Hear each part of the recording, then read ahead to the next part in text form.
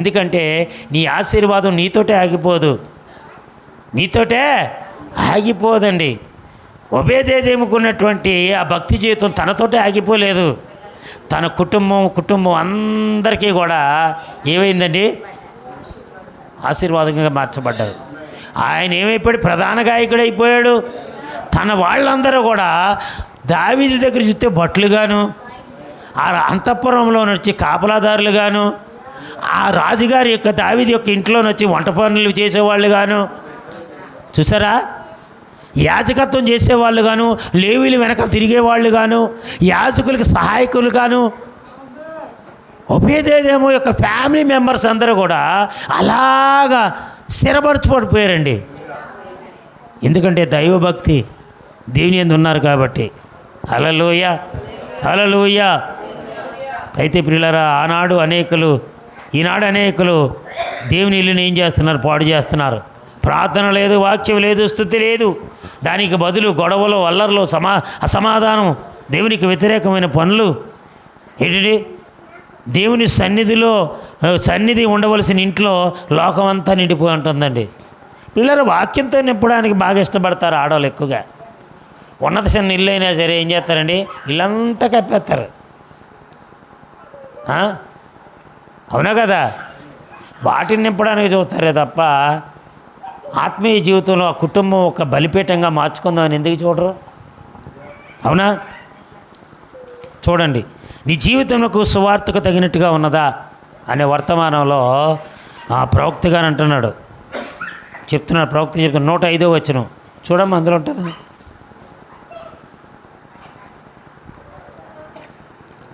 నీ జీవితంలో సువార్తకు తగినట్టుగా ఉన్నదా, 105వ వచనం హబ్బులోనే.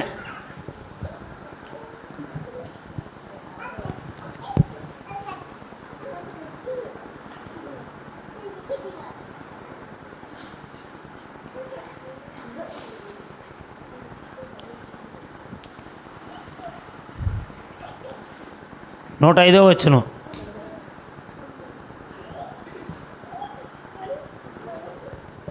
పియ్యబ్బా, హబ్బులోకి వెళ్ళి సువార్త తీసి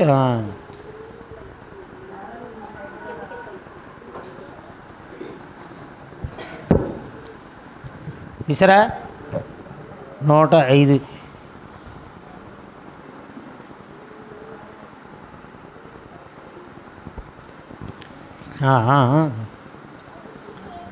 నూట 5, అదే ఓకే, చదవమ్మా. వినండి. బట్టలు తీసేసి తిరిగినవాడు బైబిల్లో ఒకే ఒక్కడున్నాడు. బట్టలు తీసేసి తిరిగినవాడు బైబిల్లో ఒకే ఒకడున్నాడు. అతడు సేనాదయం పట్టినవాడు. అతడు ఏమిట్టాడండి, సేనాదయం పట్టినోడు. అతడికి మతి లేదు గనుకనే బట్టలు విప్పి తిరిగాడు. మతి లేదు కనుక ఏం చేశాడు, బట్టలు విప్పి తిరిగాడు. ఇప్పుడు క్రైస్తవులకు మతి ఉంది, అయినా ఏం చేస్తున్నారు, మతి లేని పనులు చేస్తున్నారు. అవునా? యేసు అతడిని కనుగొని అతనికి బుద్ధిని తిరిగి ఇచ్చాడు గనుక వెంటనే అతడు బట్టలు ధరించుకున్నాడు. యేసు ఆయన దర్శించి అతను సరిచేసి అతను బాగు చేశాడు కనుక అంతవరకు బట్టలు లేనివాడు ఏమయ్యాడు, బట్టలు ధరించుకున్నాడు. సిగ్గంటేడు, దెయ్యం నేను బట్టలు లేకుండా దిగంబరిగా ఉన్నానే, ఈ లోకంలో ఉన్నానే, అయ్యో దెయ్యం నన్ను బట్టి నన్ను ఎంతవరకు బట్టలు లేకుండా వండుగా చేసింది నన్ను అని చెప్పేసి గ్రహించిన వాడై దయ్యం పోయింది. ఇక బట్టలు వేసుకొని ఒళ్ళంతా కప్పుకొని ఉన్నాడు, చక్కగా వస్త్రాలు ధరించుకున్నాడు. అంటే ఏంటండి, రక్షణ అనే వస్త్రాన్ని తగిలించుకున్నాడు. అయితే నేడు మీరెందుకు గుడ్డలు విప్పుకొని తిరుగుచున్నారు? దయ్యం పట్టినోడు వచ్చి ఏం చేశాడు, వాడు మతిస్థిమితం వచ్చిన తర్వాత గొడ్లు వేసుకొని చక్కగా యేసుబాబు దగ్గర ఉన్నాడు. ఇప్పుడు మనం ఏం చేస్తున్నామట, గొడ్లు ఇప్పుకొని తిరుగుతున్నామట. ఏమనుందండి, అయితే నేడు మీరు ఎందుకు గొడ్లు విప్పుకొని తిరుగుతున్నారు అంటే ఏంటండి, రక్షణ వస్త్రాలు ఏం చేసుకున్నావు, పక్కన పడేసి తిరుగుతున్నావు. నిశ్చయముగా మీకు దయ్యము పట్టింది. నిశ్చయంగా మీకు దయ్యం పట్టింది గనుకనే కప్పుకోవలసిన ఒళ్ళుని విప్పుకొని తిరుగుతున్నారు. దయ్యం పట్టిన వాళ్ళు ఏం చేస్తారండి, కప్పుకొని తిరగవలసిన ఒళ్ళుని ఏం చేస్తారు, విప్పుకొని తిరుగుతుండట. నగ్నముగా ఉన్న స్త్రీని చూడకుండా నగ్నంగా ఈ వీధి నుండి 4 వీధుల వరకు నడిచి వచ్చి నాకు చెప్పండి, మంచిది కనుగొనండి. త్రాగుడు, నరహత్య, వ్యభిచార దయ్యాలు వారిని పట్టుకొని పీడిస్తున్నవి. ఆగండి, నేను చెప్పనండి. ఏంటండి, గనుకనే ఒళ్ళు కప్పుకొనవలసిన ఒళ్ళును విప్పుకొని తిరుగుతున్నారు. నగ్నముగా ఉన్న స్త్రీని చూడకుండా, స్త్రీ అని ఈ వీధి నుండి 4 వీధుల వరకు నడిచి వచ్చి నాకు చెప్పండి, మంచిది కనుగొనండి. అంటే ఏంటండి, 4 వీధులు తిరగండి, ఒక్క స్త్రీ అయినా సరే వస్త్రాలు కప్పుకొని పూర్తిగా తిరిగిందా, కప్పుకొని ఉందా లేదో తిరిగి చూసి నాకు చెప్పండి అంటున్నాడు ప్రవక్త. అంటే దానికి అర్థం ఏంటో తెలుసా, స్త్రీ అంటే సంఘం. స్త్రీ అంటే ఏంటండి, సంఘము. ఈరోజు సంఘం అనే స్త్రీ అనే సంఘము కొన్ని సంఘాలు ఏమవుతున్నాయంటే బట్టలు ఇప్పుకొని తిరుగుతున్నాయి. అంటే అర్థం ఏంటో తెలుసా, వాక్యాన్ని పక్కన పడేస్తారు. వాక్యం చెప్పింది ఒకటైతే వీళ్ళు వేరే దాన్ని పట్టుకొని తిరుగుతున్నారు, నగ్నంగా తిరుగుతున్నారు. నగ్నంగా వీళ్ళు ఏం చేస్తున్నారో తిరుగుతున్నారు. అలాగా ఈరోజు క్రైస్తవులు వాక్యాన్ని పక్కన పెట్టి ఈ లోకాన్ని తగిలించుకొని తిరుగుతున్నారు. వస్త్రాలు పోగొట్టుకున్నారు, రక్షణ వస్త్రాలు. అంటే చూడండి, ఒకడు యెరూషలేము నుంచి యెరికోకు దిగెళ్ళాడు. ఏం పోగొట్టుకున్నాడు? స్టార్టింగ్లో దొంగోడు వచ్చాడు, వాడిని పట్టుకున్నాడు. మొట్టమొదటి ఏం లాక్కున్నాడు? డబ్బు లాక్కున్నాడా? బంగారం లాక్కున్నాడా? లేదు, వస్త్రాలు దోచుకున్నాడని రాసి ఉందంట అక్కడ. వస్త్రాలు దోచుకున్నాడట. వస్త్రం అంటే రక్షణ వస్త్రం, పెండ్లి వస్త్రం, నీతి అనే వస్త్రం. ఈ వస్త్రాలు దోచేసుకున్నాడు. ఇవి ఉంటే వీడు క్రైస్తవుడు అయిపోతాడు, వీడు దేవుని బిడ్డ అయిపోతాడు. అలా ఉండడానికి లేదు. కాట ముందు వస్త్రాలు దోచేసుకున్నాం అనుకో, దిగంబర అయిపోయాడు అనుకోడు, ఈ లోకంలో కలిసిపోతాడు. ఈ లోకంలో కలిసిపోయాడు అనుకో, దేవుని వాక్యానికి ఏమాత్రం కూడా వీడు చోటివ్వడు. కాబట్టి ఈయన దిగంబరుడుగా ఉంచడమే జయం అనుకొని ఈ దయ్యం ఏం చేసిందండి, వస్త్రాలు ఇప్పుకొని తిరిగేటట్టుగా ఈరోజు క్రైస్తవులే చేస్తుంది, లోకంలో ఉన్న మనుషులు కూడా చేస్తుంది. అర్థమైందండి.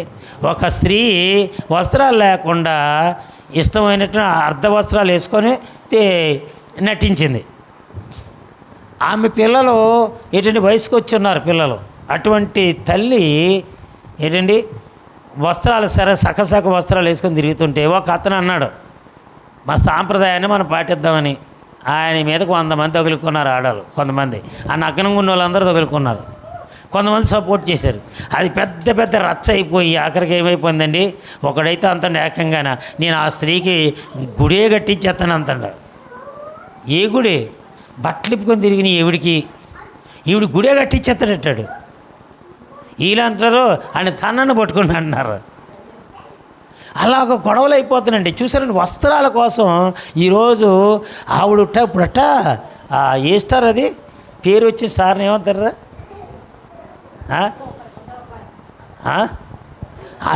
మీకు తెలీదు, ఆ మగవాళ్ళకి అయితే తెలుసు, ఆడవాళ్ళకి తెలీదు. ఏదో స్టార్ అంటారు. ఆ స్టార్ అయిపోయింది ఇప్పుడు ఆవిడ. మొత్తం ప్రపంచం అంతా తెలిసిపోయింది.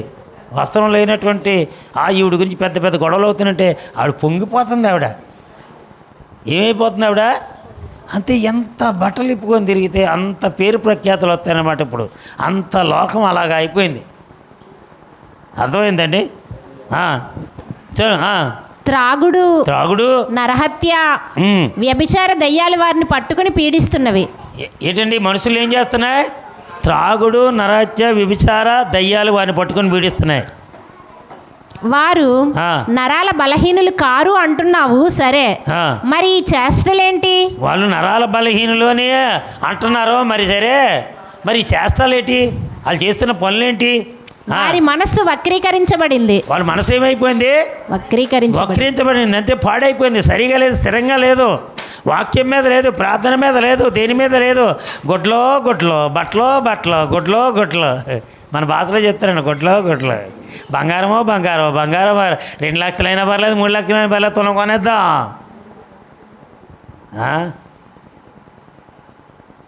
వక్రీకరించబడ్డాయి వీళ్ళు మనసులో ఏమైపోతున్నాయండి ఈరోజు క్రైస్తవుల మనసులో వక్రీకరించబడుతున్నాయా? మంచి మనసున్న స్త్రీ అయితే అలాంటి వస్త్రధారణ చేయదు. మంచి మనసు ఉన్నటువంటి స్త్రీ ఏం చేస్తుందండి? అలాంటి బట్టలు వేసుకోదు. పనికిమాల బట్టలు వేసుకోదు. ఆమెకు మంచి గుణం ఉంది గనుక ఒళ్ళు పూర్తిగా కప్పుకునే వస్త్రాలనే ధరిస్తుంది. మంచి మనసు ఉన్న వాళ్ళు ఏంటండి, ఒళ్ళు కప్పుకుంటారు. మంచి మనసు లేని వాళ్ళు ఏం చేస్తారు, ఒళ్ళు ఇప్పుకుంటారు. ఇది ఎవరు చెప్తున్న మాటలే తెలుసా? ప్రవక్త చెప్తున్న మాటలు. ప్రవక్త చెప్తున్నాడు. ఆయన ఎక్కడున్నాడు? అమెరికాలో ఉన్నాడు. అమెరికాలో ఉన్నాడు ఆయన. అమెరికాలో ఉన్న వాళ్ళ వస్త్రాధారణ ఎలా ఉంటుంది? భయంకరంగా ఉంటుంది. కానీ అక్కడున్న ప్రవక్త ఏం కోరుతున్నాడు? దేవునికి ఏ వస్త్రాలైతే ఇష్టమో స్త్రీ ఎంతవరకైతే తన ఒళ్ళు కప్పుకుంటే బాగుంటుందో దాని గురించి మాట్లాడుతున్నాడు. అతడు నిజమైన ప్రవక్త కదా. హల్లెలూయా, హల్లెలూయా. చూసారండి, సాంప్రదాయంతో కూడిన వస్త్రాలు స్త్రీ ధరించడం మంచిది అని చెప్తున్నాడు. సాంప్రదాయము తెలియనటువంటి విచ్చలవిడిగా తిరిగినటువంటి ప్రదేశాలు ఉన్నటువంటి ఒక ప్రవక్త సాంప్రదాయం గురించి చక్కగా మాట్లాడుతున్నాడు. ఒక స్త్రీ ఎలా ఉండాలనేది. ఏంటండి, అవునా? హల్లెలూయా. ఈరోజు క్రైస్తత్వం కూడా అలాగే తయారైంది కదా. కొన్ని సంఘాలు చూడండి, ప్రైజ్ లార్డ్ బ్రదర్ అని ఆడాలి మగవాళ్ళు కూడా సెకండ్ ఇచ్చేసుకుంటారు. ఇలా భుజాలు గుద్దుకుని మరి వెళ్తారు లోపలికి. మీరు చూసారో లేదో, భుజాలు గుద్దుకుంటున్న వాళ్ళకి వెళ్తారు. భుజాలు గుద్దుకుంటూ వస్తారు. పండగలో చూస్తే ఇంకా మరి అది కౌగిలించేసుకోవడాలే. ఆడలు మగవాళ్ళు కలిసి Christmas, happy Christmas, happy Christmas, దడేల్ దడేల్ దడేల్ దడేల్ దడేల్. ఎలా ఉంటుందంటే భయంకరంగా ఉంటుందండి. ప్రవక్త కనీసం ఆడ మనిషి సెకండ్ ఇచ్చి కూడా తీసుకోకూడదు అంటున్నాడండి. అసలు ఆమె స్పర్శ తగలకూడదట. ప్రైజ్ లార్డ్ సిస్టర్ అనాలట. మీరు కూడా ప్రైజ్ లార్డ్ బ్రదర్ అనాల. ప్రైజ్ లార్డ్ అనకూడదు. మొన్న నూతనగూడపాలెం వెళ్ళి ప్రార్థన పెట్టాను జాన్వరిలో. ఒక అమ్మ వచ్చింది. వచ్చిన తర్వాత వాక్యం అంతా విన్న తర్వాత పాస్టర్ గారండి తిన్నగా వచ్చింది, నిలబడ్డా నా కళ్ళ ముందే. కళ్ళులో కళ్ళెట్టి చూస్తుంది ఆవిడ. చూస్తూ తిన్నగా నిలబడిపోయింది. ఇలాగా నాకు భయం వేస్తుంది. అప్పుడు ప్రైజ్ ది లార్డ్ అంటుంది. అంటే నేను ప్రైజ్ లార్డ్ అమ్మంటే సెకండ్ ఇవ్వండి అంటుంది. నేను సెకండ్ ఇవ్వనమ్మా. పర్లేదు ఇవ్వండి. లేదమ్మా నేనేమనుకోని ఇవ్వండి అంటుంది. నువ్వేమనుకోని నేనేమని అనుకుంటాను, నేను ఇవ్వనమ్మా అంటున్నాను నేను. నిజం. ఆ అమ్మ రోజు సరే లేదైతే ప్రైజ్ లార్డ్ అండి అయ్యారు అయితే అని వెళ్ళిపోయింది. సెకండ్ ఇవ్వమని, సెకండ్ ఇయ్యని నేను ఇవ్వను అని నేను. పర్లేదు ఇవ్వండి అంటుంది. నేను ఇవ్వనని. అంటే ఆమె వేరే ఉద్దేశంతో అన్నదని కాదు, తెలియదండి. వాళ్ళకి నేర్పించే వాళ్ళు లేరండి. ఒబీడియంట్గా విధేయత కలిగి ఎలాగ కరాచారం చేయాలి, ఎలాగ రెస్పెక్ట్ ఇవ్వాలి, ఎలా నడుచుకోవాలి, ఎలా జీవించాలి, ఒక క్రైస్తవుడు ఒక క్రైస్తవురాలు ఎలాగ వందనాలు చెప్పుకోవాలి, అవన్నీ తెలియక ఈ తెలియనితనం ఎవరు నేర్పుతున్నారంటే ఈరోజు సేవకులు బట్టే కదండి సంఘం నేర్చుకుంటుంది. బాగా వాక్యం తెలిసిన వాళ్ళు అయితే, వాక్యం పట్ల పట్టున్న వాళ్ళు అయితే వాక్యాన్ని బట్టి ఫాలో అవుతారు. వాక్యాన్ని కలిగి లేనివారు, వాక్యాన్ని చదవలేనివారు సేవకుని బట్టే నడుస్తారు. కాబట్టి సేవకుడు ఎలాగా దేనికి ప్రిఫరెన్స్ ఇస్తాడో దాన్ని బట్టి వీళ్ళు అలా జీవించడానికి ఇష్టపడతారు. నేను అన్నాను మా సంఘాలు అయితే అలాగమ్మ, స్త్రీలకు స్త్రీలు సెకండ్ ఇచ్చుకుంటాం, పురుషులు సెకండ్ ఇచ్చుకుంటాం. స్త్రీలకు స్త్రీలు కౌగిలించుకొని ముద్దు పెట్టుకుంటారు, పురుషులు కౌగిలించుకొని ముద్దు పెట్టుకుంటారు. అది ధర్మం, అలా నడవాలి. ఎంత సంస్కృతి అండి అది, ఎంత మంచి అలవాటు అండి ఇది. ఇది ఏ భక్తిలోనూ ఉందా? ఇప్పుడు వచ్చిన భక్తులు ఎవరన్నా చెప్పారు ఇటువంటి మాటలు? కానీ ఒక 7వ ప్రవక్త మాత్రమే చెప్పాడు. హల్లెలూయా. ప్రతిదీ కూడా పోసగుచ్చినట్లు ఒక క్రైస్తవుడు ఎలా జీవించాలి, ఒక క్రైస్తవురాలు ఎలా నడుచుకోవాలి, ఒక క్రైస్తవుడు ఎలా బ్రతకాలి భూమి మీద, ఎలాగ తనను ప్రత్యక్షపరచుకోవాలి, తన కళ్ళల్లో కానీ, తన చూపులో కానీ, తన ఆలోచనలో కానీ, తన నడకలో కానీ, తన తలంపుల్లో కానీ, తన హృదయపు ఆలోచనలో కానీ ఎలా ఉండాలనేది స్పష్టతనిచ్చిన ప్రవక్త అండి. హల్లెలూయా, హల్లెలూయా. క్లారిటీ ఇచ్చినటువంటి ప్రవక్త అండి. ఆ ప్రవక్త మాటలు ఈరోజు మనకి ఎలాగుంటున్నాయండి? ముళ్ళులు కూర్చున్నట్టుగా ఉంటున్నాయి, ముళ్ళులు కంప మీద పడినట్టుగా ఉంటున్నాయి. చాలామంది ముళ్ళుల కంపల మీద పడినట్టు ఉంటుంది. ఇప్పుడు ఇప్పుడు నేర్ప అదే మరి భక్తి. ఇహలోకమాల్యమును నీ కంటకుండా నిన్ను కాపాడుకోవడమే నిజమైన భక్తి. అందులో నువ్వు కరెక్ట్గా ఉన్నావు అనుకో, వాక్యంలో కూడా కరెక్ట్గా ఉంటావు. వాక్యంలో నువ్వు కరెక్ట్గా ఉన్నా లేకపోయినా ఇందులో నువ్వు కరెక్ట్గా ఉన్నావు అనుకో, ఆ సమయంలో దేవుడు రాకడ వచ్చిందనుకో, నీకు తెలిసి ఎంత భక్తి అవుతుందో ఆ భక్తి ద్వారా ఎత్తబడతాను. నువ్వు ముందు నీ యొక్క జీవితంలో ఆ మంచి భక్తిని అలవర్చుకో, ఆ మంచి భక్తిలో నడువు. ఎంతకాలం చచ్చిపోతావు? ఉద్యోగాలు, వ్యాపారాలు, ప్రయాణాలు ఎంతకాలం? ఇవేనా నీ ధ్యాస? ఇదేనా నీ ఆశ? ఈ 80 సంవత్సరాలు తిరిగేస్తావా నీ ఇష్టం వచ్చినట్టు? సంపాదించేస్తావు నీ ఇష్టం వచ్చినట్టు? అన్నీ చేసేస్తావు నీ ఇష్టం వచ్చినట్టు? పరలోకం వెళ్తే నీకేమొద్దా? పరలోక రాజ్యం బోళ్ళంత ఉంది. శాశ్వతకాలమైనటువంటి జీవితం పరలోకంలోనే ఉందండి మనకి. ఈ భూమి మీద ఉన్నది నీ ఆయుష్ను, నీ ఆరోగ్యాన్ని బట్టి, నీ శరీరం సహకరించిన దాన్ని బట్టి నువ్వు ఎన్ని సంవత్సరాలు బతుకుతావో అన్ని సంవత్సరాలే. కానీ శాశ్వతమైన శాశ్వతమైన జీవితము పరలోకంలో ఉన్నది. హల్లెలూయా, హల్లెలూయా. త్రాగుడు, అపవిత్రత, మురికి, హత్య మొదలగునవన్నీ ఆ పాపిష్టి దయ్యాల పనే. అదండి. ఎవరి పనట? తాగుడు, అపవిత్రత, మురికి, హత్య మొదలైన ఆ పాపిష్టి దయ్యాలే చేస్తున్నట్ట. నేను ఆ దయ్యాలు చేసే పనులు ఇవి. వీళ్ళు తెలుసుకోలేక వీళ్ళు ఏం చేస్తుండ్రు? అంతే. అపవిత్రత దయ్యం ఇచ్చింది, ఆ మురికి దయ్యం ఇచ్చింది, హత్య ఏంటండి అవన్నీ కూడా దయ్యం ఇచ్చింది. చదువమ్మా. ఎన్నడూ లేనంత మద్యం ఇప్పుడు దేశంలో ఉత్పత్తి అవుతుందా లేదా? మన ఆంధ్రాలో బాగా పెరిగిపోయింది ఈ మధ్య. ఇదేంటి ఈ పార్టీ వచ్చిన తర్వాత ఏ పార్టీ అది? కూటమి వచ్చిన తర్వాత ఇంకా పెరిగిపోయిందండి. ఎన్నడూ లేనంత, ఎప్పుడుదో విషయం చెప్తున్నాడు ప్రవక్త, ఎన్నడూ లేనంత మద్యం ఇప్పుడు దేశంలో ఉత్పత్తి అవుతుంది. మద్యం మందు ఎక్కువ వస్తుంది, తయారు చేస్తుండట. కూరగాయలకు వెచ్చించే డబ్బు కన్నా ఎక్కువ డబ్బు మద్యంలకు ఖర్చు చేస్తున్నారు. చూసారండి, మన తిన్న తిండి కంటే మందుకే ఎక్కువ డబ్బులు ఖర్చు పెడుతున్నామట. ఇది ప్రవక్త చెప్తాడు. ఇప్పుడు చెప్పాడు ఆయన. ఇప్పుడు చెప్తాడు. ఇప్పుడు మనం వింటున్నాం వీటిని. మద్యం కోసమే అనేకులు అప్పుల పాలవుతున్నారు. అదిగోండి, తాగడం కోసమే అప్పుల పాలు అయిపోతున్నాడు కొన్ని కుటుంబాలు. తాగుడు కోసమే ప్రాధాన్యత ఇచ్చి అప్పుల పాలు అయిపోతున్నారట. అవునంట కాదంట కుమారమ్మ చెప్పు నువ్వు. అవునా? అవును. తాగుడు మీకేమిచ్చును? తాగుడు మీకేమిస్తుంది అసలు? అది నిన్ను పిచ్చి ఆసుపత్రిలో దిగబెట్టును. నేను పిచ్చి హాస్పిటల్కి తీసుకెళ్తాను. నిన్ను తాగుడు ఏం చేస్తుంది? ఆఖరికి నేను పిచ్చోడిని చేసి పిచ్చి హాస్పిటల్కి తీసుకెళ్తుంది. మెట్లు వచ్చేస్తుంది నీకు. నేనేం రాయలేదమ్మా, ప్రవక్త గారు చెప్పిన మాటలు. అందుకే అక్కడ చూపిస్తాను. మెంట్లో అయిపోతావట. 106వ వచనం చదువమ్మా. క్యాన్సర్ ఉధృతం అవుతుంది. క్యాన్సర్ వస్తుందటండి మందు ఎక్కువ తాగడం వల్ల. క్యాన్సర్ వస్తుందట. సిగరెట్ల వల్ల క్యాన్సర్ వస్తుందని వైద్య నిపుణులు నిర్ధారణ చేస్తున్నారు. సిగరెట్ల వల్ల క్యాన్సర్ వస్తుంది, మందు వల్ల లివర్ పాడైపోతుంది. నువ్వు ఎంత లివర్ తెచ్చుకొని తిన్నా నీ లివర్ మాత్రం పాడైపోతాయి. ఓకే. ఎలుకల మీద దాన్ని వేసి ప్రయోగం చేస్తే వాటికి ఊపిరితిత్తుల క్యాన్సర్ వచ్చింది. చూసారండి, స్మోకింగ్ చేసినప్పుడు పొగంతా ఊది ఒక ఎలకని బోన్లో పెట్టి పొగంతా లోపల ఊదారట. ఊదేసి తలిపేశారు. ఆ పొగ అది బాగా పీల్చింది. ఆ ఎలుక అది చచ్చిపోయింది. దాన్ని ఆపరేషన్ చేసి చూస్తే ఏమొచ్చిందటండి? ఊపిరితిత్తుల క్యాన్సర్ వచ్చిందట. దేనివల్ల వచ్చింది? ఆ పొగ తాగడం వల్ల. టెస్ట్ కూడా చేశారట ఎలక వల్ల. ఆ క్యాన్సర్ వస్తుందట. అది అర్థమైందా? ఈ పొగ వలన 170 మందికి ఊపిరితిత్తుల క్యాన్సర్ వస్తుంది.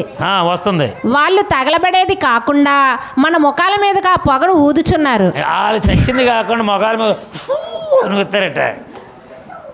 వాళ్ళు తగలబడి చచ్చింది కాకుండా ఎదుటోని కూడా బాడీ చేయడానికి ఊతారట ముఖాల మీద. ఇదంతా దయ్యపు చేష్టలే అని వారికి వేరే చెప్పనవసరం లేదు. ఇవన్నీ దయ్యపు చేష్టలే. ఇదంతా దయ్యం ఇల్లుని నాశనం చేయడానికే ఉంది.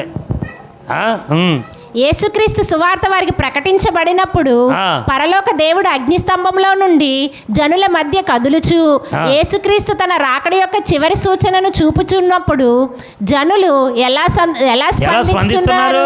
ఆ. దానిని వారు ఎగతాళి చేస్తున్నారు. పైగా తమ్మును తాము సంఘ సభ్యులుగా పిలుచుకుంటున్నారు. ఏంటండి ఈరోజు క్రైస్తవులు ఏం చేస్తున్నారండి? దేవుని యొక్క వాక్యం ప్రకటించబడుతున్నా, అగ్నిస్తంభం కదులుతున్నా, అగ్నిస్తంభాన్ని చూసినా, రాకడికి సూచనలు కనబడుతున్నా, రాకడ దగ్గర అయిపోతున్నా చాలామంది ఏం చేస్తున్నారు? స్పందించట్లేదు. ఏ రీతిగా స్పందిస్తున్నారో తెలుసా? ఎగతాళి చేస్తున్నారట. అయ్యో దేవుడు రాకడ వస్తుంది, మేము సిద్ధపడతాం, దేవుడు రాకడలో ఎత్తబడతాం అని అంటలేదట. ఎగతాళి చేస్తున్నారట. వాళ్ళు తమ్మును తాము ఏంటండి మళ్ళీ సంఘ సభ్యులుగా పిలుచుకున్నారట. మేము క్రైస్తవులమే, మేము దేవుని పిల్లలమే, మేము కూడా దేవుని రాజ్యం మాకు కావాలంటున్నారు. దేవుడు కావాలంటున్నారు కానీ దేవుడి వాక్యం దగ్గర రావట్లేదు, వాక్యం దగ్గరికి రావట్లేదు. అది మనో దౌర్బల్యము కాక మరేమిటి? అది మనో దౌర్బల్యం కాక మరేటి? నా సమయం అయిపోవస్తుంది, ఆ, వారిని అడక్కండి అదేమిటని. ఆ. వారు చదువుకున్న మూర్ఖులు. చదువుకున్న మూర్ఖులు కొంతమంది ఉన్నారు. ఏంటండి ఎన్ని చెప్పినా వాళ్ళు మారరండి. మాకు అన్నీ తెలిసి మాకు చెప్పనవసరం లేదు అంటారట. చదువుకున్న మూర్ఖులు వీళ్ళు. అది నిజం, అది నిజం. వారి క్రియలే దానిని అంటుంది. వీరి స్థితి బహు భయంకరంగా ఉంది. ఏంటంటే భయంకరంగా ఉంది. వీళ్ళు పరిస్థితులు ఎలా ఉంటాయి తెలుసా? అన్నీ తెలిసిన వాళ్ళకి ఏమీ తెలియదండి. ఆఖరికి ఏమవుతారండి? భయంకరమైన స్థితిలోకి పోతారు. 107వ వచనం. లోకానుసారమైన బట్టలు వేసుకొని, లోకానుసారమైన బట్టలు వేసుకొని, జుట్టులు కత్తిరించుకొనిన ఈ స్త్రీలు, జుట్టులు కత్తిరించుకున్న స్త్రీలు ప్రార్థన చేయుట ప్రార్థన చేయుట విరోధము. ఏమన్నాడు? జుట్టు కత్తిరించుకున్న స్త్రీలట ప్రార్థన చేస్తే దేవుడికి విరోధం అట. అంటే వాళ్ళ ప్రార్థన దేవుడు అండవు. సిగిర్లే కదటండి అన్ని సిగిర్లు కట్ చేసుకున్నా నీ ప్రార్థన దేవుడు అండవు. నీకు తల అంతా వాళ్ళ దేవుడికి తెలుసా, నీకు తెలుసా? నువ్వు అనుకుంటా భూమి అంతా ఈడ్చేద్దామని, నువ్వు అనుకుంటావు నా తలతో నేను భూమి అంతా ఈడ్చేస్తాను అని నువ్వు అనుకుంటావు. దేవుడు ఇవ్వద్దా? ఇచ్చిన తలతో నువ్వేం చేయాలా? సంతృప్తి పొందాలా. అంతేగాని కొందరు సిగుర్లు కట్ చేస్తే తల ఎదుగుతుంది, ఎదుగుతుందని ఏం చేస్తారంటే కట్ చేస్తారట. అలా కట్ చేసిన వారి ప్రార్థన దేవుడు అండట. చూసుకోండి. అటు వారు చేసే ప్రార్థన దేవుడు ఇంకా తల పుట్టి అయిపోతే తప్ప ఇంకెదమ్మా. నీకు ఎంత కావాలో అంత వస్తుంది. మీ అమ్మకు జడ చూస్తే ఎంత, నీకు ఎంత పొడుగు కావాలంటే ఎలాగొస్తా చెప్పు? ఆ జీన్స్లోంచి వచ్చావు, నీకెంత వస్తుంది? అంతే కదా. మీ అమ్మమ్మ గారి ఎంత తల ఉందో మీ అమ్మకి అంత వస్తుంది, మీ అమ్మగారికి ఎంత తల ఉందో నీకు అంతే వస్తుంది. ఇంకా పొడుగు వచ్చి వెళ్తే ఎక్కడి నుంచి వచ్చేస్తుంది? వేరే జీన్స్ అయితే వస్తాయి. నీ వంశంలో ఎవరైతే ఉన్నారో వాళ్ళు ఎలాగైతే వాళ్ళ తల పెరుగుతుందో, వాళ్ళు ఎలాగైతే ఉన్నారో నువ్వు అలాగే ఉంటావు. సూర్యకాంత కడుపునొచ్చి శ్రీదేవి పుట్టినట్టుగా నేను ఉండాలనుకుంటే ఎలాగవుతుంది? నీ అమ్మ సారీ మీ అమ్మనే తప్పేం కాదులేండి. నీ అమ్మ సూర్యకాంతలా గయ్యాలి, ఆమె అందంగా ఉండదు. నేను శ్రీదేవిలా ఉండాలి అనుకుంటే ఎలాగవుతుంది? అవుతుందా? అవదే, అవదు. మీ అమ్మ మొక్క ఎలాగుంది, నీ మొక్క ఎలాగ ఉంటుంది. అయితే మీ నాన్న మొక్క వస్తుంది, లేకపోతే మీ అమ్మ మొక్క వస్తుంది, లేకపోతే మేనమామ పోలికల మొక్క వస్తుంది, లేకపోతే మేనత్తల పోలిక వస్తుంది. అంతకంటే ఎక్కువ రాదు నీకు. లాల్లాగా నేను ఉండాలంటే ఎలాగవుతుంది? అవదు. కానీ ఒక పోలికలు ఉన్నాయండి ఇక్కడ.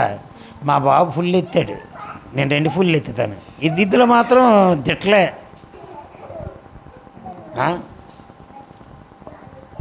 మా బాబు పక్క జోదగాడు, నేను పక్క ఆడైతే చిన్న చిన్న వస్తువులు అమ్మి నేను ఇల్లే అమ్మేస్తాను. అలా చేయొచ్చు ఏంటండి. అలా పోల్చుకుని అలా కొంపలు కోల్చేసుకునే వాళ్ళు ఉన్నారు. కానీ ఇలా కోల్చుకుంటే నీకు ఒరిగేదేమీ లేదు, అటు సైడ్ కొంపలు పోతాయి.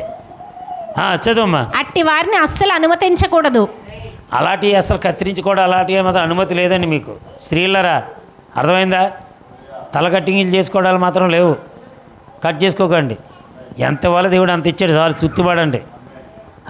ఒకవేళ మీకు జడ వేసుకోవడానికి ఇష్టం లేదా, ఫ్రీగా వదిలేసుకోండి, పర్లేదు, ఫ్రీగా వదులుకోండి.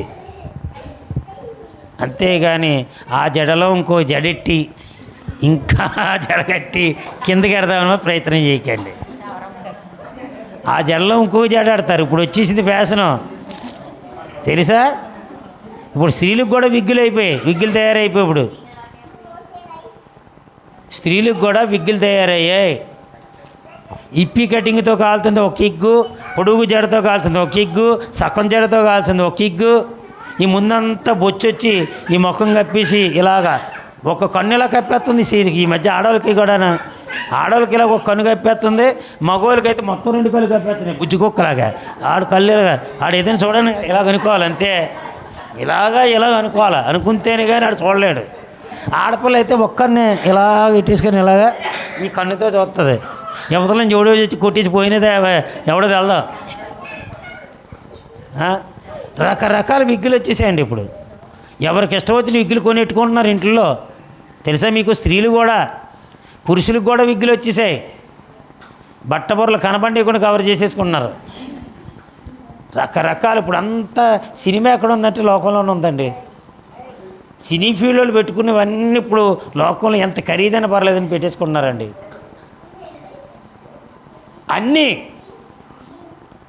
అన్నీ కూడా ఒకటి కాదు అన్నీ.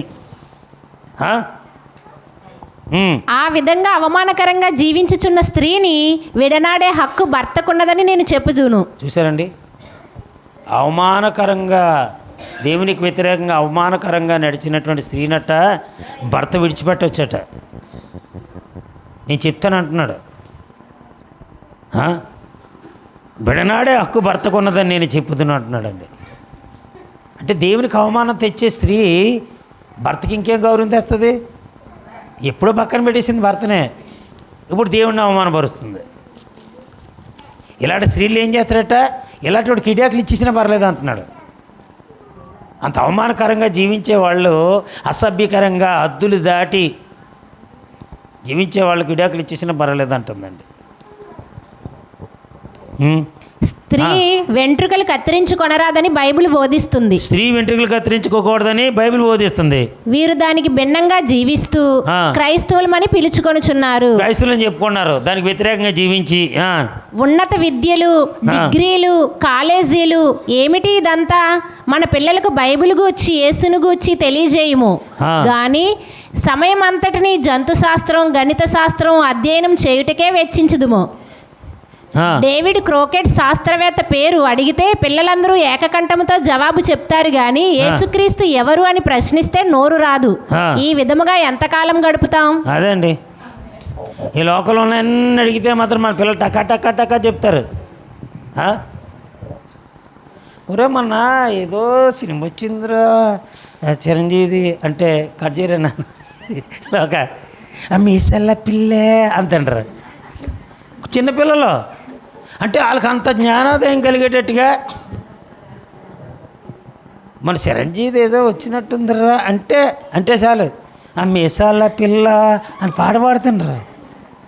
అంటే మనం ఎంత బాగా పిల్లలకి ఈ లోకాన్ని దగ్గరగా చేసామండి. అవునా? గణిత అదే చెప్తున్నాడు ప్రవక్త, అది అప్పుడు చెప్పిన మాటలే. డిగ్రీలు చదివించేసాం, పెద్ద పెద్ద కాలేజీలు చదివించేస్తున్నాం పిల్లలే. ఆ చదువు చదివాలి, ఈ చదువు చదివాలి, ఎంత గొప్ప వాళ్ళు అవ్వాలా, గణిత శాస్త్రం తెలియాలా, ఏంటంటే జంతు శాస్త్రం తెలియాలా, సామాన్య శాస్త్రం తెలియాలా అని చెప్పేస్తున్నారు. డేవిడ్ క్రోకెట్ శాస్త్రవేత్త పేరు అడిగితే పిల్లలందరూ ఏకకంఠంతో చెప్తారట. కానీ యేసుప్రభు ఎవరంటే చెప్పలేరట, నోరు రాదట. ఎవరు ఆయన ఎవరు, హూ ఆర్ యూ అంటారట. యేసుక్రీస్తు అంటే హూ ఆర్ యూ, ఎవరు ఆయన అంటే మనంతగా పెంచుతున్నాం మన పిల్లల్ని. ఏం చేస్తున్నాం? అంతగా పెంచుతున్నామండి. ఈరోజు పిల్లల్ని కేవలం ఏం చేస్తున్నామండి, అలా పెంచుతున్నాం. అంటే పిల్లల్ని సరైన రీతిలో పెంచడానికి కూడా ఏంటండి, తల్లికి తీరిక లేదు, తండ్రికి తీరిక లేదు, బిడ్డలకు తీరిక లేదు. పిల్లలకు నేర్పేదంతా కూడా అదే. అవునా? హల్లెలూయా. చదువు త్వరగా చదువు. గుర్తుంచుకోండి, బైబిల్ వద్దన్న దానిని సంఘాలు కౌగిలించుకుంటున్నాయి. ఏంటండి బైబిల్ వద్దన్న దాన్ని ఏం చేస్తున్నట్ట, సంఘాలు ఏం చేస్తున్నట్ట, కౌగిలించుకుంటున్నాయట. బైబిల్ ఏది సిద్ధాంతం అదే నాకు కావాలని సంఘాలన్నీ కూడా ఈరోజు క్రైస్తవులందరూ కూడా ఏం చేస్తున్నారు, వాటినే కౌగిలించుకుంటున్నారు. పరిచర్య ఉద్రేకపూరితంగా చేస్తున్నారు. పరిచర్యవో ఉద్రేకపూరితంగా చేస్తున్నారు చాలామంది. అవును, సంఘాలు వాక్యము కాని దాన్ని హత్తుకుంటున్నాయి. వాక్యం కాని దాన్నే హత్తుకుంటున్నాయి ఈరోజు సంఘాలన్నీ కూడా. హల్లెలూయా. అర్థమైందండి? ఇవన్నీ ఎందుకు చదివిస్తున్నానండి? ఒక ఆదర్శ కుటుంబము దేన్ని కలిగి ఉంటుందో ఉదయం నుంచి అంతా కూడా ఏం చేస్తున్నాను, భక్తి జీవితంలో ఉన్న ఆదర్శ కుటుంబాలు చూపించాను. ఇప్పుడు భక్తిలో లేని కుటుంబాలు ఎలాగా చెల్లా చెదిరైపోతున్నాయి, ఎలా పాడైపోతున్నాయి, ఎలా నాశనం అయిపోతున్నాయో ప్రవక్త గారు చెప్పిన కోర్సు ద్వారా మీకు తెలియపరుస్తున్నాను. అవునా కదా? హల్లెలూయా. భక్తిలో లేని వారందరూ కూడా ఇలాగే పాడైపోతున్నారు. ఇంకా చాలా ఉన్నాయి. దేవుడు ఏర్పాటు చేసిన ఒకే ఆరాధనా స్థలం అనే వర్తమానంలో 113వ వచనాన్ని కూడా చదువుదాం.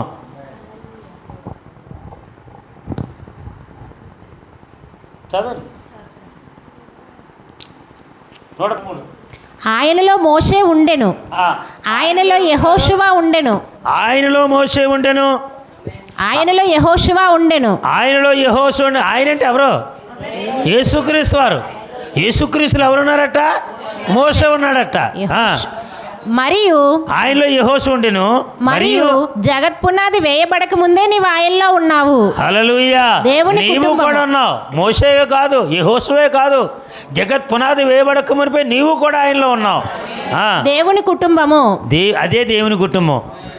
ఆయనలో ఉన్నవారే దేవుని కుటుంబమై ఉన్నారు. ఆయనతో నీవు శ్రమ పొందితివి, ఆయనతో నీవు చనిపోయితివి, ఆయనతో నీవు సిలువ యొద్దకు వెళ్ళితివి, ఆయనతో నీవు లేపబడితివి. ఇప్పుడు నీవు ఆయనతో కూడా ఉన్నత స్థలములందు కూర్చొని ఉన్నావు. ఈ కాలపు వర్తమానమును లోకమునకు బయలుపరచుచున్నావు, లోకమునకు వెలుగుగా ఉన్నావు. మీరు లోకమునకు వెలుగై ఉన్నారు, కాని దానిని శాఖను కొంచెము క్రింద దాచిపెట్టినచో వారెట్లు దానిని చూతురు? ఎలా చూస్తారు? మీరు ఆచారముల వలన ఆ వెలుగు కనబడకుండా పోయెను. శాఖల వారులారా, మీరు వెలుగును మీ సంఘమునకు దూరంగా ఉంచుటకు ప్రయత్నించుచున్నారు. మీరు ప్రవేశించగోరు వారిని ప్రవేశింపనియ్యరు. ఆమెన్. ఆమెన్. హల్లెలూయా. ప్రియమైన దేవుని బిడ్డలారా, మనం జగత్ పునాది వేయబడక మునిపే ఆయనలో ఉన్నాం. మోషేలో ఉన్న దేవుడే మనలో ఉన్నాడు, యెహోషువలో ఉన్న దేవుడే మనలో ఉన్నాడు. కాబట్టి దేవుడు ఏదైతే పొందాడో అదే మనం పొందుతాం. ఆయన శ్రమ పొందాడు, మనం శ్రమలు పొందుతాం. ఆయన చనిపోయి తిరిగి లేచాడు, మనము ఈ లోకంలో చనిపోయి ఆయనలో తిరిగి లేస్తూ ఉన్నాం. అవునా కాదా? ఆయన సిలువ వద్దకు వెళ్ళాడు, మనము ఈ లోకంలో సిలువలు వేయబడుతూ ఉన్నాం, అవమానాలు పొందుతున్నాం, ఆయన వల్లే లేపబడుతున్నాం. ఉన్నతమైన స్థానంలో ఆయన ఎలాగైతే కూర్చున్నాడో ఈరోజు మనము కూడా కూర్చోబోతున్నాం. ఈరోజు ఈ లోకానికి వాక్యం వెలుగుగా వచ్చింది. ఈరోజు నువ్వు కూడా ఈ లోకానికి వెలుగై ఉన్నావు. హల్లెలూయా. ఈ లోకానికి వెలుగైనటువంటి నీవు వెలుగుగానే ఉండాలి తప్ప కొంచెమనే శాఖ కింద ఉండడానికి వీల్లేదు. అర్థమైందా? కొంచెమైనా శాఖ కింద ఉండడానికి వీలు లేదు. హల్లెలూయా. అర్థమవుతుందండి? ఇక్కడ క్యాండిల్ పెట్టి దాన్ని ఎలా మూచేసాను అనుకోండి, అర్థమైందా? ఖాళీ. ఇక్కడ క్యాండిల్ పెట్టి దాన్ని ఎలా మూచేసాను అనుకోండి, ఆ వెలుతురు మీకు కనబడుతుందా? లోపల కాలుతుందా? కాలలేదా? ఏమైంది అది మనకు తెలియదు. అలాగే నీవు కొంచెం కింద ఉంటే, ఈ లోకం అనే కొంచెం కింద ఉంటే నువ్వేమైపోతున్నావు నీకు తెలియదు. నువ్వు ఎలాగున్నావో నీకు తెలియదు, నీ జీవితం ఎలాగుందో తెలియదు, నీ పరిస్థితి ఎలాగున్నదో నీకు తెలియదు. ఎందుకంటే ప్రియులరా, మనం ఆచారాల వలన కాదు కానీ గొప్ప దేవుని వెలుగు వలన బయటకు వచ్చాం. మనం ఆచారాల్లో ఉండడానికి వీల్లేదు, ఒక సంఘ శాఖలుగా ఉండడానికి వీల్లేదండి. మనము వేరే వాళ్ళగా ఉండడానికి వీల్లేదు.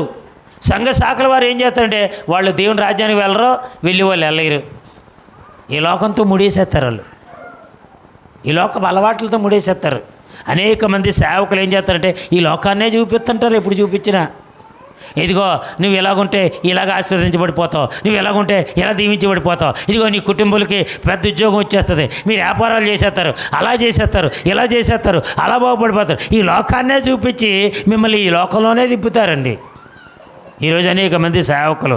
కానీ పరలోకాన్ని మాత్రం చూపించరు, పరలోకానికి వెళ్ళే మార్గాన్ని చూపించరు, పరలోకానికి ఎలా వెళ్ళాలో చెప్పరు, నువ్వు ఎంత కష్టపడాలో చెప్పరు, ఎంత భక్తి చేయాలో చెప్పరు, ఎలా జీవించాలో చెప్పరు, ఎలా నడుచుకోవాలో చెప్పరు, అవమానాలు ఎలా ఎదుర్కోవాలో చెప్పరు. శ్రమలు ఎలా నిలబడ్డాలో చెప్పరు. క్రీస్తు శ్రమలతో నువ్వు ఎలా పాలిభాగస్తులు అవ్వాలో చెప్పరు. శ్రమల్లోనే సంతోషం ఉన్నదని చెప్పరు. శ్రమలు ఏంది ఆనందించాలని చెప్పరు. క్రీస్తుతో పాటే నువ్వు ఆ నిత్యత్వంలోకి వెళ్ళాలని చెప్పరు. నిత్య రాజ్యంలోకి నువ్వు ప్రవేశించాలంటే ఇక్కడ భయభక్తులు కలిగి నువ్వు జీవించాలని చెప్పరు. నువ్వు ఇలా దీవించబడతావు, అలా దీవించబడతావు, అలా బాగుపడిపోతావు, ఇలా బాగుపడతావు. ఎంత తిప్పినా నిన్ను ఏంటండి ఇక్కడే తిప్పుతుంటారండి. కళ్ళకు గంతలు కట్టి, వాక్యమైన గంతలు కట్టేసి ఈ లోకం అనే ఆశీర్వాదాలను కళ్ళకు చూపిస్తూ ఏం చేస్తారండి ఇక్కడే తిప్పేస్తుంటారు. మీరు అనుకుంటారు ఆ నూతిలో కప్ప ఎలక కప్ప నూతిలో కప్ప ఏమనుకుంది ఇదే ప్రపంచం అనుకుందట. నువ్వే ఒకసారి వరదొచ్చి ఆ నుయ్యి అంతా నిండిపోయి ఆ నీరు బయటకు వచ్చిన తర్వాత ఇది బయటకు వచ్చేసిందట. బయటకు వచ్చిన తర్వాత చూసి అమ్మో ఇంత ప్రపంచం ఉందా అనుకుందట. అలాగే ఈరోజు అనేక మంది సేవకులు కూడా వాక్యాన్ని విపులంగా విప్పి చెప్పట్లేదు. దేవుని రాజ్యం గురించినటువంటి మార్గాన్ని సరిగా చూపించట్లేదు. ఎందుకంటే వీళ్ళకి రావాల్సినవన్నీ పోతాయి. వీళ్ళు పొగడకపోతే గుదగంటలో లాగా వీళ్ళు పొగడకపోతే డబ్బులు రావు. వస్తాయా? రావు. ఏంటండి సేవకులు గుదగంటలలాగా మారిపోయారు. ప్రతి ఒక్కరిని పొగుడుతూనే ఉంటాడు. తాగుబోతుండే నువ్వు దీవించబడతావు అంటాడు. వ్యాపారం చేసి వ్యభిచారం చేసేవాడు కూడా దీవించబడతావు అంటారు. ఆడి ముందు కైనీళ్ళు వేసేవాడిని కూడా నువ్వు ఉన్నతమైన స్థానంలో ఉన్నావు అంటాడు. ఎదుటివాడిని దోసేసుకుంటున్నా సరే నేను గొప్ప స్థానంలో దేవుడు ఉంచుతాడని చెప్తారు. ఎందుకంటే గుదగంటల టైపు అలా తయారైపోయారండి ఈరోజు సేవకులు. చాలామంది సేవకులు దేవుని రాజ్యంకి వచ్చే చింత లేదు. అనేకల రాజ్యాన్ని కట్టడం లేదు. ప్రియులారా, కట్టట్లేదు. ఎక్కడ చూసినా ఇక్కడే తిప్పుతారు. ఈ లోకంలోనే తిప్పేస్తారు. లోకంలో ఉన్నవే చూపిస్తారు. కొందరు ఏంటంటే అవే శాశ్వతం అని అనుకుంటారు. హల్లెలూయా. ప్రియమైన దేవుని బట్టి చూడండి, దేవుని చిత్తం లేకుండా దేవునికి ఒక సేవ చేయ ప్రయత్నం చేయటాన్ని వర్తమానంలో 29వ వచనంలో ఒక మాట అంటున్నాడు. మీకాయా దినములను చూడండి, అతడు పేదవాడు, పేద కుటుంబం నుండి అతడు వచ్చెను. ఇశ్రాయేలులకు అహాబు రాజు, దేవుని ఆధిపత్యము క్రింద ఉన్న దేశము. కానీ అతడు పాఠశాలను ఏర్పాటు చేసి ప్రవక్తలను ఎన్నుకొనెను. తానే స్వయంగా వారిని ఏరుకొనెను. 400 మంది పాఠశాలలు ఉండిరి. వారు గొప్పవారు. వారు అబద్ధ ప్రవక్తలు కారు. వారు హెబ్రీ ప్రవక్తలు, అసలైన వారే. వారి ద్వారా ఇతడు దేవుని సంప్రదించాను. వారు ప్రవచించిరి. కానీ మీరు చూడండి, నిజమగు రూపం బయటపడినది. వారిలో ఏ ఒక్కరునూ దేవుని వాక్యంలో కానీ దేవుని చిత్తంలో కానీ లేరు. హల్లెలూయా. వాళ్ళు ప్రవక్తలేనట. మీకాయా దినంలో మీకా అనే ప్రవక్త ఉన్నటువంటి దినాల్లో ఇశ్రాయేలు ప్రవక్తలు కూడా ఉన్నారు. అనేక మంది ప్రవక్తలు ఉన్నారు. ఈ ప్రవక్త పేదవాడే, పేద కుటుంబం నుంచి వచ్చినవాడే, దేవుని కోసం నిలబడినవాడు. హల్లెలూయా. ఇతని మాట ఒకటైతే 400 మంది ప్రవక్తల యొక్క మాట ఒకటిగా ఉంది ప్రియులారా. కానీ ఎవరి మాట దేవుడు నెరవేర్చాడు? మీకా మాటే. ఎందుకంటే అతడు దేవుని మాటను పలికాడు. హల్లెలూయా. ఈరోజు పుట్టగొడుగులాగా అనేక మంది సేవకులు ఉంటారు, కానీ దేవుని రాజ్యానికి తీసుకెళ్ళే వాళ్ళు మాత్రంగా ఉండరు. అందులో ఒకే ఒకడు ఉంటాడు, రోషము పౌరుషము కలిగిన ఏలియా ఆత్మ కలిగిన వ్యక్తులు. వాళ్ళే నిజమైనటువంటి దైవజనులు. ఏలియా ఆత్మ ఎవరికైతే ఉంటుందో, బాప్తిసం ఇచ్చే యోహాను యొక్క ఆత్మ ఎవరికైతే ఉంటుందో, ఎలీషా ఆత్మ ఎవరి మీదకైతే ఉంటుందో, 7వ ప్రవక్త ఆత్మ ఎవరి మీదైతే ఉంటుందో వాళ్ళు మాత్రమే దేవుని రాజ్యానికి తీసుకెళ్ళిన వారుగా ఉంటారు. మిగతా వాళ్ళందరూ బుడబుక్కలు వాయించుకోవడమే, మనుషులు పొగడ్డమే, వాళ్ళ అవసరాలు తీర్చుకోవడమే, వాళ్ళ అక్కర్లు తీర్చుకోవడమే. వారిలో దేవుని వాక్యం నిలబడదు. దేవుని చిత్తం వారు చేయరు. హల్లెలూయా. ఎంతమందికి అర్థమవుతుంది ప్రియులారా? హల్లెలూయా. ప్రియులారా, దేవుడు యథార్థంగా జీవించాలి. యథార్థమైన కుటుంబం ఉండాలి. యథార్థముగా మన దేవుళ్ళో ఉంటే దేవుడు మన కుటుంబాన్ని బ్లెస్ చేస్తాడు. మన పరిచర్యను బ్లెస్ చేస్తాడు. మనం అనుకున్నదే దేవుడు చేస్తాడు. హల్లెలూయా. హల్లెలూయా. ప్రియమైన దేవుని బిడ్డలారా, యెషయా గ్రంథంలో మనం చూసినట్లయితే అక్కడ హిజ్కియా అన్నటువంటి ఒక దైవజనుడు, ఒక రాజు ఉన్నాడా లేదా? హల్లెలూయా. అతడికి దేవుడు ఏమన్నాడండి? హిజ్కియాకి మరణకరమైన రోగం వస్తుందని చెప్పాడు. దేవుడు చెప్పాడు.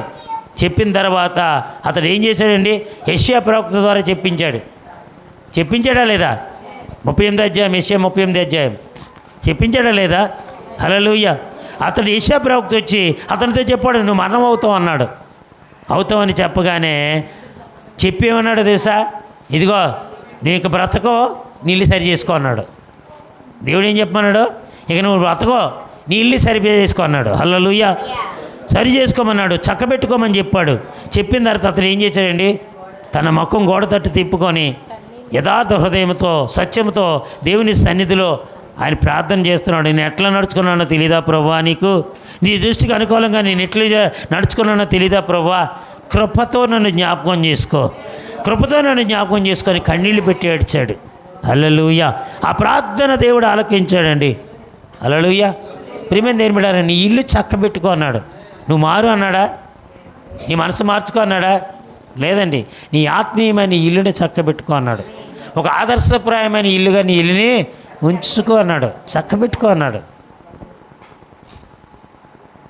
ఇక్కడ ఇస్కియా గురించి చదివితే ఏ తప్పు కనబడినట్టు కనబడదు మనకి. కనబడుతుందా? కనబడుతుందండి. ఫలానా తప్పు చేశాడు నీకు క్లియర్గా ఎవరైనా చెప్పగలరా? కానీ దేవుడికి తెలుసు. ఈరోజు నేను ఎలా ఉంటానో మీకు తెలియకపోవచ్చు, మీరు ఎలా ఉన్నారో నాకు తెలియకపోవచ్చు. కానీ నీ ఇల్లు, నీ ఆత్మీయమైన ఇల్లు, నా ఆత్మీయమైన ఇల్లు ఎలా ఉందో దేవుడికి తెలుసు. హల్లెలూయా. దాన్ని సరి చేసుకోవాలి మనం. ఒక ఆదర్శప్రాయమైన కుటుంబంగా మన ఇల్లుని దిద్దుకోవాలండి. దిద్దుకున్నప్పుడే ప్రియులారా మనం దీవెనకరంగా మార్చబడతామండి, దీవెనకరంగా ఆశీర్వదించబడతాం. నేను ముగిస్తున్నాను ప్రియులారా. రేఖాబీయుల ఆత్మీయ బోధలో ఎదిగారండి. రేఖాబీయులు ఆత్మీయ బోధలో ఎదిగారు. విధేయత కలిగి జీవించుట దేవునికి ప్రీతికరమని గ్రహించారండి. అదవుతుందా అమ్మా? అందరూ అంటున్నారా? రేఖాబీయులు ఆత్మీయ బోధలో ఎదిగారు. రెండోది, విధేయత కలిగి జీవించుట దేవునికి ప్రీతికరమని గ్రహించారు. మనం ఎంత విధేయత కలిగి జీవిస్తే దేవునికి అంత ప్రీతికరంగా ఉంటామని వాళ్ళు గ్రహించారండి. మూడోది, పితరులు చెప్పిన మంచి బోధన వాళ్ళు గౌరవించారు. పితరులు చెప్పిన మంచి బోధన వాళ్ళు ఏం చేశారు? గౌరవించారు. నాలుగోది ఏంటంటే భౌతిక సుఖాల కంటే ఆత్మీయ విలువలకు ముఖ్యమని భావించారండి. భౌతిక సుఖాల కంటే ఆత్మీయమైన విలువలు ముఖ్యమని భావించారు వాళ్ళు. అర్థమవుతుందా? ఐదోదిగా చూసినట్లయితే దేవునికిని వారి పూర్వీకులకును మంచి పేరు తీసుకొని వచ్చేవారుగా నిలబడ్డారు వాళ్ళు. ఇంత క్వాలిటీస్ ఉన్నాయి ఈ రేఖాబీయుల్లో వంశంలో. అలాగుంటే ఎందుకు దీవించబడమండి? ఎందుకు దీవించబడం? పిల్లరా, నేటి విశ్వాసులైన మనం నేర్చుకోవాల్సిన పాఠాలు ఏంటంటే విధేయతే ఆశీర్వాదానికి మార్గమని మనం గ్రహించాల. ఏంటండి? విధేయతే ఆశీర్వాదమునకు మార్గమని గ్రహించాల. దేవుని వాక్యాన్ని నిర్లక్ష్యం చేయకూడదని గ్రహించాలి మనం. అర్థమైందా? నమ్మకమైన ఆత్మీయ జీవితాన్ని కలిగి మనం జీవించాలి. హల్లెలూయా. దేవుని ద్వారా ఆయన సన్నిధిలో స్థానాన్ని మనం సంపాదించుకోవాలి.